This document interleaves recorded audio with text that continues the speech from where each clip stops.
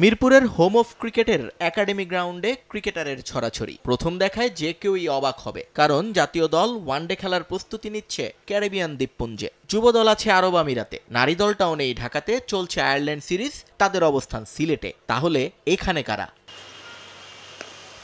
প্রশ্নটার উত্তর খুঁজতে ক্যামেরাতে চোখ রাখতেই অবাক হওয়ার পালা আরও একবার। কালো ট্রাউজার, কালো টি শার্ট, কালো ক্যাপ পরা লোকটার সঙ্গে ক্রিকেট মাঠের সম্পর্ক অবিচ্ছেদ্য, কিন্তু ২২ গজে তার দেখা নেই দীর্ঘদিন। তবে কি বিপিএল এর জন্যই এত আয়োজন? খবর নিয়ে জানা গেল সেটাই সত্যি। এবারের আসরে খুলনা টাইগার্সের হয়ে দেখা যেতে পারে এক সময়কার গতি তারকা রুবেল হোসেনকে, আর সেজন্যই নিজের ফিটনেসের পাশাপাশি বোলিং স্কিলটাকেও ঝালিয়ে নিতে চলছে এই অনুশীলন।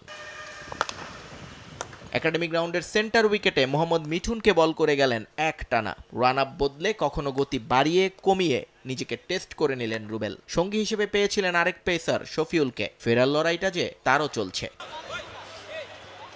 শফিউল রুবেলদের যখন শেষ, তখন সেখানে অনুশীলনের জায়গায় ভাগ বসান ঢাকা মেট্রোর ক্রিকেটাররা। হেড কোচ মিজানুর রহমান বাবুলকে নিয়ে এনসিএল টি-20-র জন্য অনুশীলন শুরু করেন তারা। কিন্তু এ সময় সব ক্যামেরার চোখ চলে যায় আরেক দিকে। মাঠে এসেছেন বাংলাদেশ জাতীয় দলের নিয়মিত অধিনায়ক নাজমুল হোসেন শান্ত। বেশ ফুরফুরে মেজাজে কোচ বাবুলের পাশে দাঁড়িয়ে আড্ডা দেন সাবেক বর্তমান সতীর্থদের সঙ্গে।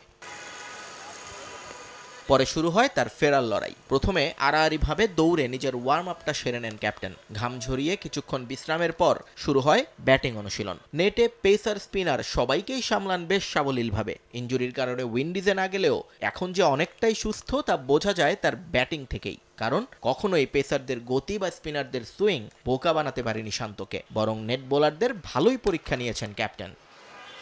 নিয়ন মুহাইমেন, সময় সংবাদ।